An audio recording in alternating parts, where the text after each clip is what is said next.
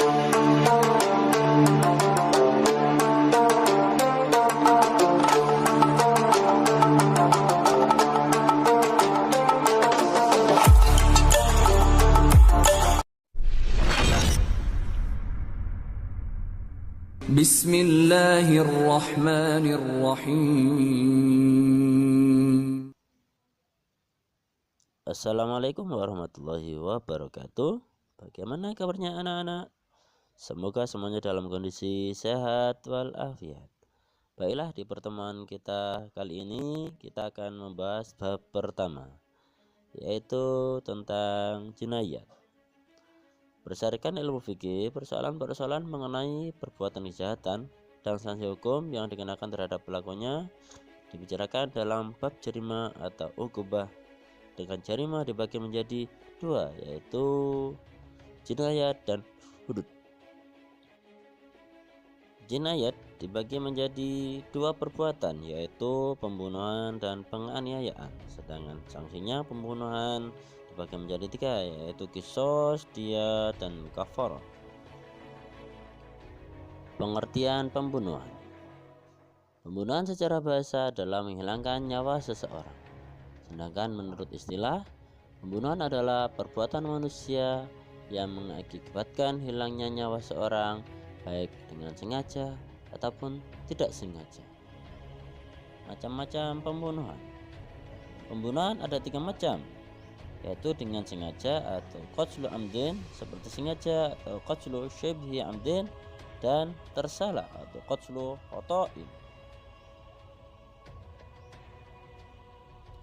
Dasar hukum pembunuhan. Hal ini sudah diatur dalam surat Al-Baqarah ayat 178 sampai 179. Bismillahirrahmanirrahim. Ya ayyuhalladzina amanu kutiba alaikumul qisasu fil qatla al-hurru bil hurri wal abdu bil abdi wal unsa bil unsa, dan seterusnya. Hukum bagi pelaku pembunuhan. Bagi pembunuhan sengaja adalah qisas, atau dihukum dengan membayar diyat mukhalladah atau denda berat. Pembunuhan seperti sengaja tidak diqisas, yaitu dihukum dengan membayar diyat mukhalladah atau denda berat.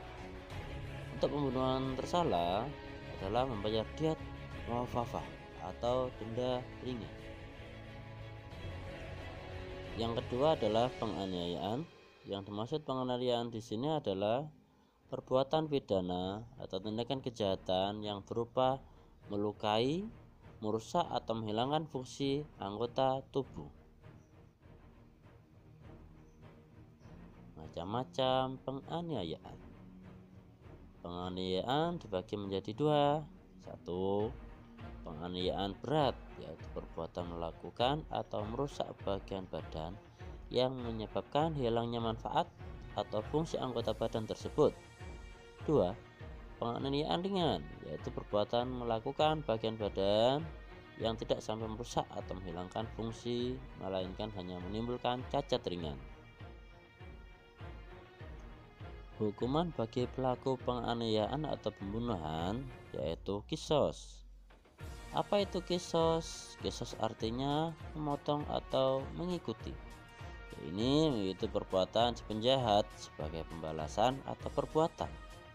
Menurut syarak qisas ialah hukum balasan yang seimbang bagi pelaku pembunuhan maupun perusakan atau menghilangkan fungsi anggota tubuh orang lain yang dilakukan dengan sengaja. Qisas ada dua, yaitu qisas pembunuhan dan qisas anggota badan. Hukum qisas. Hal ini sudah diatur dalam surat Al-Maidah ayat 45 yang berbunyi Bismillahirrahmanirrahim. Wa katabna alaihim fiha annan nafsa bin nafsi, dan kami telah tetapkan terhadap mereka dalamnya Taurat bahwasanya jiwa dibalas jiwa, dan seterusnya. Kemudian syarat-syarat qisas. 1. Orang yang terbunuh terpelihara. 2. Pembunuh sudah balik dan berakal. 3. Pembunuh bukan bapak atau orang tua dari terbunuh. 4. Orang yang dibunuh sama derajatnya dengan orang yang membunuh. 5. qisas dilakukan dalam hal yang sama. Kemudian yang keempat yaitu diat. Diat secara bahasa yaitu denda ganti rugi pembunuhan. Secara istilah, diat merupakan jumlah harta yang wajib diberikan karena tindakan pidana. Macam-macam diat. 1. Diat mughaladzah atau denda berat, membayar 100 ekor unta yang terdiri sebagaimana berikut. Yang kedua, diat mukhafafah atau denda ringan dengan membayar 100 ekor unta yang terdiri sebagaimana berikut. Banyak sekali hikmah yang bisa kita petik dari hal ini. Di antaranya, hikmah yang terbesar ditetapkan diat adalah mencegah pertumpahan darah serta sebagai obat hati dari asa dendam keluarga korban terhadap pelaku tindak pidana pembunuhan ataupun penganiayaan. Kafarah. Kafarah yaitu denda yang harus dibayar karena melanggar larangan Allah atau melanggar janji. Macam-macam kafarah. 1. Kafarah pembunuhan adalah memerdekakan budak muslim. 2. Kafarah zihar adalah perkataan seorang suami pada istrinya. 3. Kafarah melakukan hubungan biologis di siang hari pada bulan Ramadan. 4. Kafarah karena melanggar sumpah atas nama Allah. 5. Kafarah illah adalah sumpah suami untuk tidak melakukan hubungan biologis dengan istrinya dalam masa tertentu. Yang terakhir, kafarah karena membunuh binatang buruan pada saat berihram. Nah, setelah kalian menyimak materi, silakan jawablah pertanyaan di bawah ini.